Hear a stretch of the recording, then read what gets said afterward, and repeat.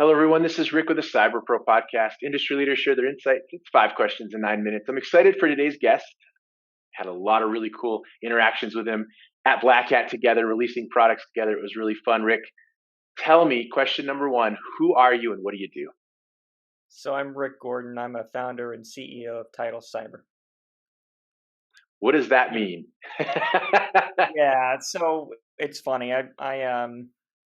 What it means is that was able to talk to really incredible co-founders to join me to start this company. Back in December of last year, we were all working together at MITRE. Around the area of threat informed defense. Principally, that was taking the MITRE attack knowledge base and essentially creating adjacent capabilities to it to make the use of the knowledge of adversary behaviors easier. Mostly in the case of the previous role for larger companies, but we saw a real opportunity to make this easy enough so that really companies of any size, or at least companies that have a security operation, have the ability to sort of leverage that knowledge of the TTPs that adversaries are actually going to use against you to their benefit. So we started doing that, and raised a little bit of money early in, or I guess late in Q1.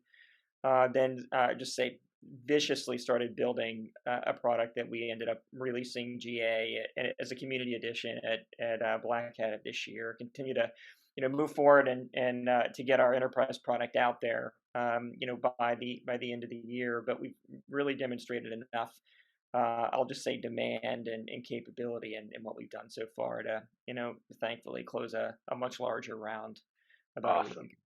Congratulations on that. That's super exciting. Let's take this to question number two. Why do you love being a cyber professional? So, cyber is a mission that matters. I think, I actually early in my career started out in the military in the Navy as a submarine officer. Left that a short stint on Wall Street, and just felt maybe a calling more toward mission. Left that job and actually started a company that was in the cybersecurity arena back in 1999. At the time, we didn't call it cyber; it was information security. We were doing an email security gateway. Super early on, really focused on securing the communications of email. And I've felt more at home. If you look across my career, really ever since then, I've been involved in mostly early stage enterprises, but enterprises of one form or another, all that were mission oriented, whether that was national security, homeland security, cyber security related, or for a brief stint in health technology. But all of those are sort of missions that are just sort of bigger and more meaningful than just simply turning a nice profit. Now, I care a lot about that. I do this to make money, but I sort of always subscribe to the notion that it is better to do well by doing good than just to do well. I like it. I like the mission side of the house, and thank you for your service. I know I appreciate that as well. I want to take that mission mentality to the next question, and it makes me laugh that you talk about cyber is the buzzword, because this question is the buzzword of the day. What does cybersecurity as a top concern mean to you? A lot, and that has changed quite a bit over the years. I think back to my 1999 experience. It wasn't. I mean, it really was, a really sort of small part, and we knew the problem. We could envision the man in the middle. We knew that the attacks that we were conceiving of were happening, although at the time difficult to prove, at least difficult to prove it legally. And yet we continued to, bang the drum and deliver more security capabilities to the market that we knew that they needed. But I would say even with that experience, it was hard. And the environment was tough. As an entrepreneur in the space, 2008 rolled around. If you recall, at that point in time, the CNCI really sort of became a thing. And if I were to sort of you point to a major catalyst in the industry, that was it. That was sort of the big recognition, not just within the security industry, where those of us who were sort of in it knew the problems were there. It was everyone else started to wake up, where the government, finally started leveraging the intelligence infrastructure that we had to show everyone else, yeah, that stuff we've been talking about for the last 15 years, that really is happening. That really did make all the difference. I think one of my favorite, I used to give this speech around 2013, 2015. Cybersecurity doesn't suck anymore, and here's why. But it was really just remarkable to watch the industry change dramatically, where there's certainly more spending. There was a recognition, and it's just like all of us knew around the 2010 timeframe, when we were starting to instrument networks better, that the evidence was going to be in there. Now it is there. I think one is getting better sensors, and then knowing that the adversary is getting in our networks is certainly a big catalyst. Ransomware has been probably the most recent and most significant catalyst. I mean, cybersecurity is a Main Street term now because of principally ransomware. It's impacting everybody. No company is too small to be impacted and negatively by it. Which, as a purveyor of cybersecurity products, is a challenge for us, because I think our whole industry for the last 20 years has really been building for the same 400 customers, right? And not getting really good at going down market, bringing that same advanced capability to enterprises or individuals that deserve more advanced features, but perhaps, can't afford to, buy them, or certainly can't afford to operate them. All of that is sort of part of this evolution that we've seen go on in the space. It is I've never seen it more attractive. It is a great business to be in. It's a great business that's mission oriented, or in a mission that matters, to be in. And I think you see our space, right? It's the number of people that sort of migrate out of the national security infrastructure into the cybersecurity industry is significant. And it's not just because it's a good business opportunity. It's because it's a great way to sort of be mission oriented and do well by doing good.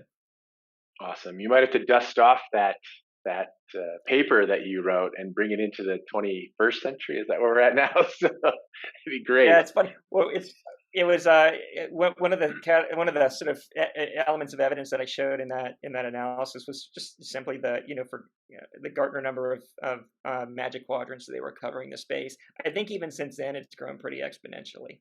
I'm sure it has. I mean, with the addition of NDR and IDS and oh my God, all the things. So wonderful. Well, this is your chance on the fourth question. We just really like for you to share your expertise and insights with our community. So what would you like to share? Yeah, it really is around threat informed defense and how it is, going to be remarkably different. We're I'll just say this: we don't lack an ambition. Sometimes we'll use sort of known approaches to security as a foil for what we're doing and why it's different. And in general, one thing that I failed to mention, back in 2010, I actually was the COO of a threat intelligence platform company, Looking Glass. And even then, MITRE ATT&CK didn't exist then. We didn't really have this sort of widely accepted, normalized, structured way of sharing adversary behaviors. Really, the first step at making threat intelligence actionable is all speaking the same language. We didn't have that lingua franca back then. We have it now. And so that created an opportunity for us to really change the way we secure. Today, perhaps, we spend more time focused on vulnerabilities, configurations, a lot of emphasis placed on attack surface management, a lot of, generally chasing vulnerabilities. And you'll forgive the pun, that's really not tenable. It's not a tenable approach. And then, perhaps in governance, risk, and compliance, which has really mostly been compliance. That industry's really been oriented around compliance. And a lot of that is because, one, risk quantification has always been hard, right? It's difficult, it's time consuming. A lot of people's heads explode when they hear Monte Carlo simulation. And, that you got to sort of, for most of the people, don't buy software to do more analysis. They buy software to go home, to get home earlier, to get more done with less work. to not miss dates or not miss kids' soccer games. And so that's really what we're focused on, but from the perspective of the threat. It is much more important in our belief that if you're designing either what's in your security infrastructure, or what your architecture is, or even in the day-to-day decision making around how you're allocating uh, analyst workload, uh, to make all of those decisions with the benefit of the knowledge of adversary behaviors. And it has been difficult, and I learned this 10 years ago. It was, I'm sure you've heard this. You've been in the industry a while too. That nobody likes dealing with threat intelligence because it's not actionable. And it's really interesting to polish a cannonball around APT 29 and get into the nuance of whatever the behavioral variant that they've just exhibited. But and I think there's some of us walks like me that enjoy that. But at the end of the day, most analysts and most CISOs don't care. Right. What they really care about is what to do about it. And so that's where we're focused, is trying to bridge that gap. And I mentioned this sort of struck what MITRE ATT&CK did is I think at the time, not sure that Blake Strom knew what the impact was going to be, but creating this normalized structured lingua franca for defining what adversaries do gave us the ability to then marry up defensive capabilities in a way that allowed us to, with confidence, say, yep, this particular capability defends against this particular set of variants of this technique. And that gives us the ability to then tell customers in a way like in a way that we couldn't before, to give them a measurable way, or a way to measure how they're improving by taking action. So one of the beliefs that I have around vulnerability management and why it's so popular is that it's concrete, it's definable, it's measurable, it's deterministic. You either did or you didn't patch the thing, and I think that makes people comfortable. You get scored based on the number. You're basically burning down the backlog of patching, right? Well, threat's always been hard because it's always been ambiguous. What is the thing that I need to do? What is the new analytic that I need to run? What is the new detection? What is what's in my stack? What can I defend against, and where are my gaps? And that's always been hard. That takes on a daily basis. It could take tens of hours for an analyst to try to figure that out on one change in an adversary behavior. And we're really focused, where we are is just, bringing those data sets together, using, machines to make that really, really simple, so that, it can be as easy as sort of burning down gaps in your defensive capabilities, as it is for, the folks that are, sort of reducing the number of vulnerabilities that exist in their environment. Thank you so much for that. Great insight. I love the thought perspective on what that looks like. Rick, final question, fun question. What's your favorite piece of retro technology that makes you smile? So, it's gotta be. It's gotta be. I'm older than I look, right? It's gotta be the Atari 2600. Nice. Did you have a favorite game? Yeah, Jungle Hunt.